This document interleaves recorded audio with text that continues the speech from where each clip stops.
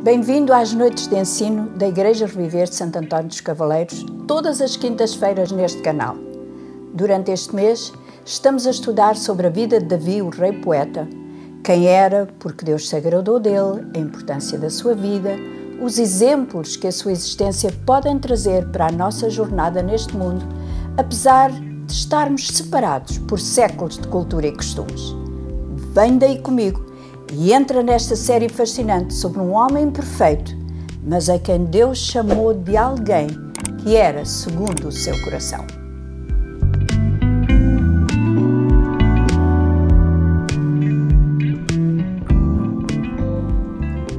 O coração de Deus busca os adoradores.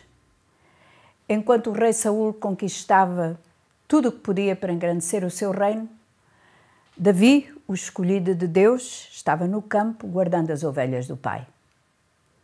Pensa, é difícil esperar o momento e o tempo de Deus? E se em vez de arranjarmos técnicas, esquemas, ficássemos no nosso lugar, fazendo o que Deus colocou na nossa mão para fazer? Sabes que o coração de Deus não apenas aprova os humildes, mas busca também os adoradores? E este é um outro capítulo tão curioso na vida de Davi, o seu coração de adorador. Duas coisas eram indispensáveis para o filho mais novo de Jessé, isolado nos lugares solitários, desérticos, à procura dos melhores pastos para as suas ovelhas, a lira e a funda. Com uma enchia a atmosfera de sons melodiosos e acrescentava palavras e versos a cada uma das suas músicas, pois o tempo era lento e a solidão difícil de contornar. Com outra, atirava nos alvos mais incríveis. Começou por distâncias pequenas, tentativas de pontaria exata, até chegar a ser um exímio atirador.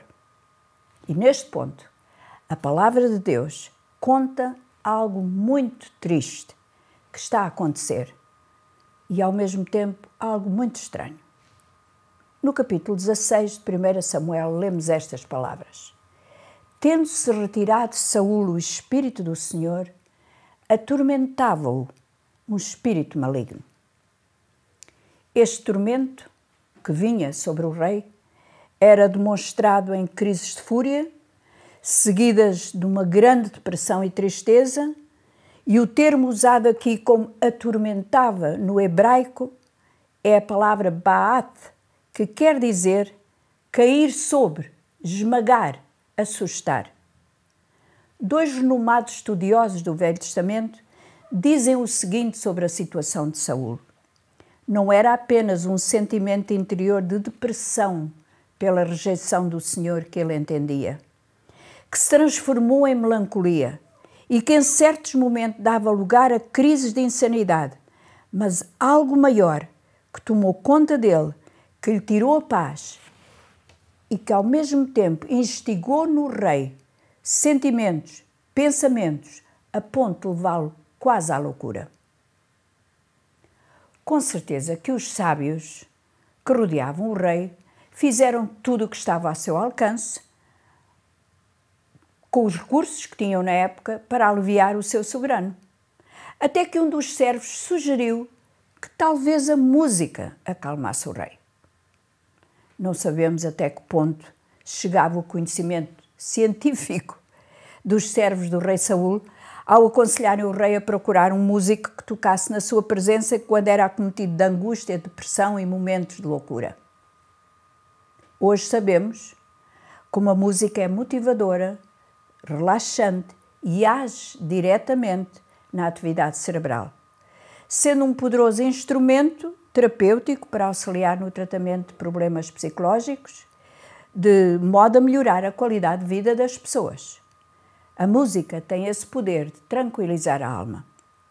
E alguém sugere ainda mais especificamente: conheço um filho de Jessé, o belemita, que sabe tocar e é forte e valente, homem de guerra, sisudo em palavras e de boa aparência. Está lá no capítulo 16, versículo 18. Esta pessoa que recomendou Davi No meu entender, parece que dourou um bocadinho a pílula, como nós costumamos dizer, quando referiu que Davi era um homem valente da guerra. Ou dar-se-á o caso que quem falou conseguia prever o futuro de Davi. Seja qual for a razão por que Davi é recomendado desta maneira, de facto, coragem não lhe faltava. Era sensível, tinha uma boa apresentação e o Senhor estava com ele. O que me leva a concluir que o jovem obediente, humilde, sensato, discreto, crente, tal como qualquer outra pessoa que é possuidora destas características, destas qualidades, mais tarde ou mais cedo é chamado para algo que não sonha. E de repente, Davi está na corte do rei. A funda ficou no lugar dela, o seu alforje de pastor, mas a harpa iria ser tocada muitas vezes. Por caminhos e veredas diferentes, Deus conduz Davi desde as campinas de Belém até ao palácio do rei Saul. Davi não tinha como saber, mas o caminho para o trono estava a iniciar-se. Entrou no palácio com a sua singeleza, com a sua sobriedade natural e com um instrumento de música que passou a usar a cada momento que o rei Saul tinha uma das suas crises profundas. Às vezes pensamos que aquilo que sabemos fazer achamos banal, que a capacidade que temos ou o talento que possuímos não servem para nada. Não é verdade. Deus usou, no caso de Davi, a música para levá-lo ao lugar que ele tinha por direito e por escolha divina. Eu gosto de imaginar o que Davi tocaria durante aquelas sessões diante do rei Saul. Que canções seriam aquelas que ele cantava? Com certeza que eram hinos de louvor ao Senhor Deus, à rocha de Israel. Anos mais tarde, no meio das adversidades, das lutas, do pecado, traição, guerra, desânimo, Davi continuou a cantar ao Senhor. Nos seus cânticos ele expõe todas as dores da alma humana, a raiva, a desilusão, o abandono, a alegria, o sofrimento. Cada vez que nós abrimos um dos seus salmos, é como se víssemos o coração de Davi e, por que não, o nosso. Nem sempre entendemos, nem sempre abarcamos o tamanho das suas angústias, mas o que deve surpreender-nos é que no princípio e no final de cada cântico, ele leva a Deus uma frase, um verso de louvor completo, como se apesar de tudo aquilo que está a sentir, Deus fosse maior que essa dor, que as circunstâncias que o apertam fossem, no final de cada tempestade, um arco-íris pintado com a graça, a bondade, a misericórdia e a fidelidade do Senhor. A intensidade da sua adoração e amor a Deus é tão grande que chega a compará-lo à sede que os veados e as corças sentem quando atravessam as montanhas. Nós lemos isso lá no Salmo 42. Como o cervo brama ou grita pelas correntes das águas, assim suspira a minha alma por ti, ó Deus. O coração de Deus ouve o louvor e a adoração de Davi. Escuta a minha e a vossa adoração, quer seja acompanhada de música ou apenas balbuciada no escuro da noite da nossa vida. E ouve, porque quando o foco é tirado de nós, das nossas circunstâncias e sofrimento, e é colocado sobre aquele que está acima de tudo o que nos assola, estamos a juntar-nos a centenas de miríades de anjos que dia e noite, na sua presença, louvam a sua majestade, a sua bondade e a sua excelência. Se estás a passar por um momento de aflição, de dúvida, de incerteza e até mesmo de desespero, canta para Deus. Não precisas aulas de canto para esta exibição. É entre ti e o Senhor que colocou música em toda a sua criação.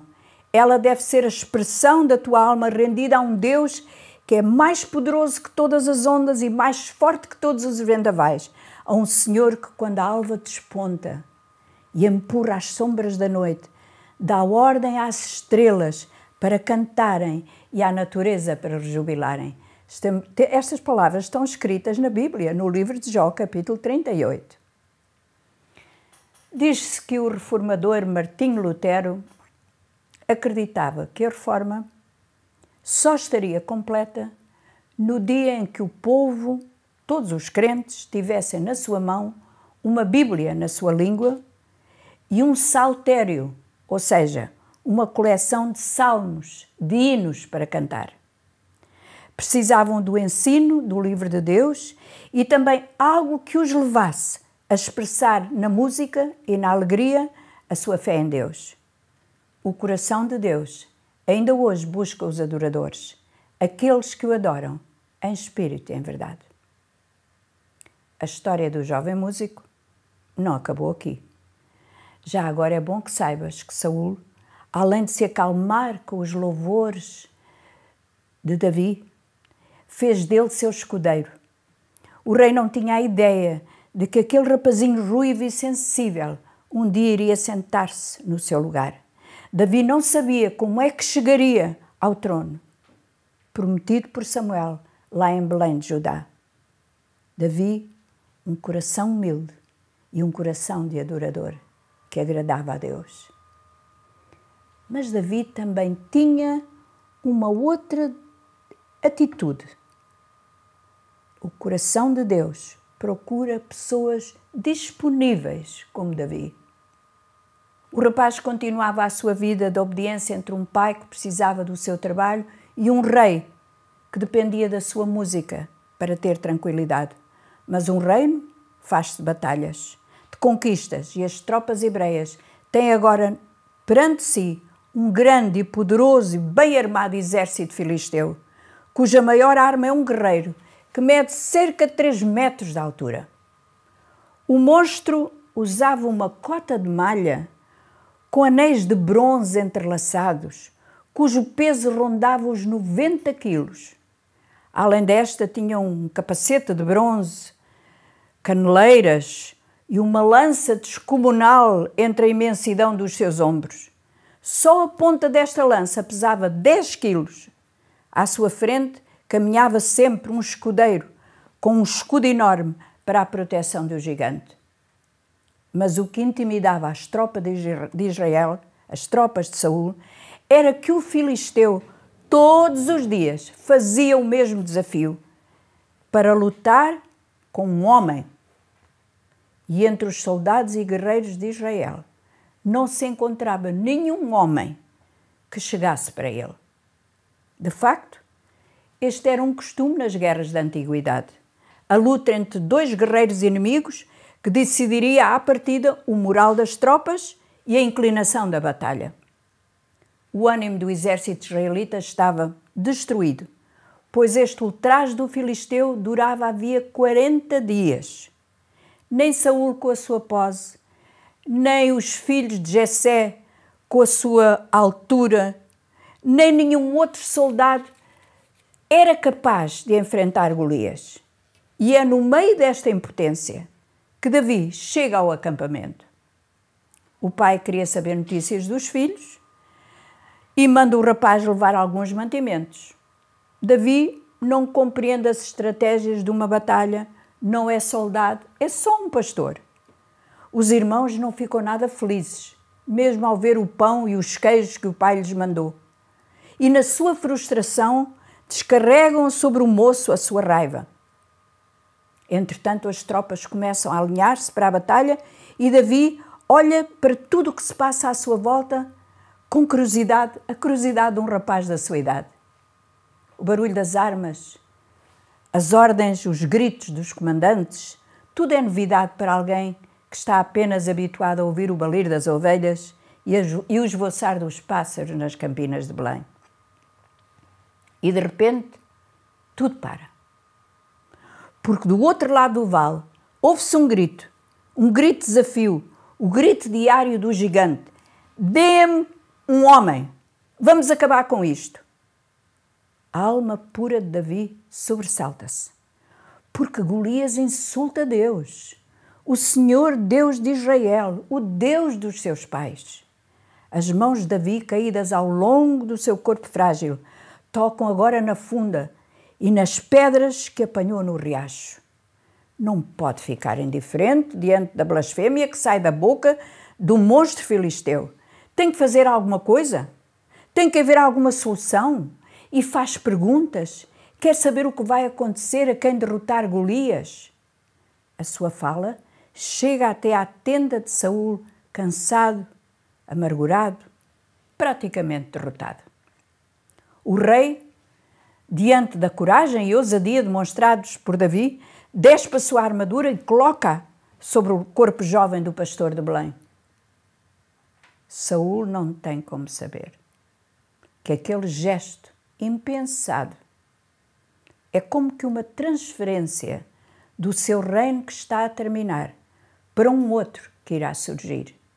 Mas Davi tira a armadura que lhe colocaram, não é a sua medida, ainda não. Por agora, ele é apenas um rapaz disposto a fazer o que pode para que Deus seja glorificado. Davi olha ao longe a figura medonha do filisteu. Não tem uma ponta de medo, nem uma dúvida, que o Senhor que antes o livrou do leão e do urso pode livrá-lo da mesma maneira desta criatura iníqua. De todos os vales que Davi percorreu e conheceu, de todas as jornadas que ele fizera pelos lugares mais inóspitos, levando as ovelhas aos melhores pastos, o vale de Elá iria marcar para sempre a sua vida.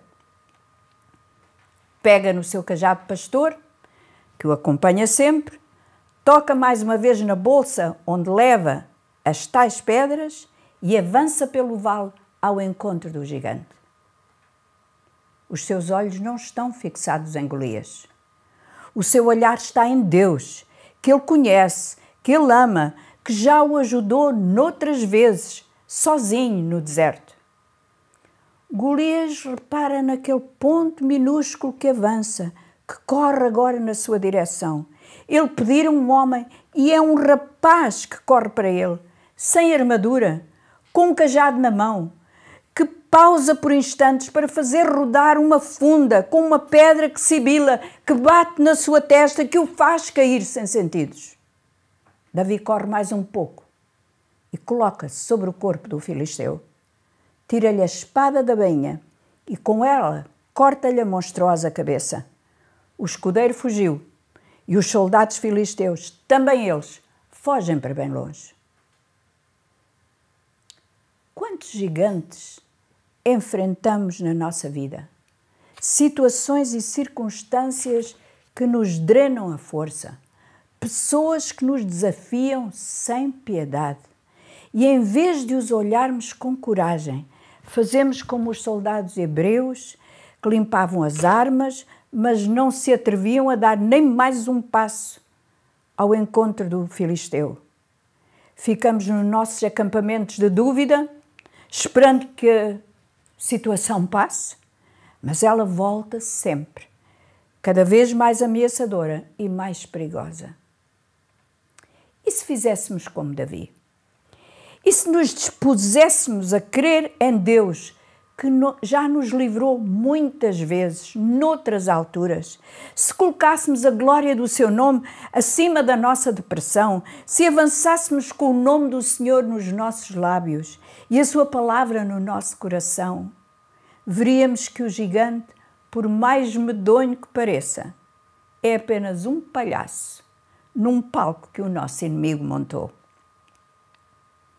Davi poderia ter sido até chamado de corajoso e valente pelos soldados que o observavam e pelo rei que torcia as mãos em desespero, mas o rapaz avançou não pela coragem, mas pela segurança que tinha num Deus que conhecia muito bem. O mais incrível desta história, pelo menos para mim, tão contada e tão conhecida, é que o rapaz só usou uma pedra, só uma.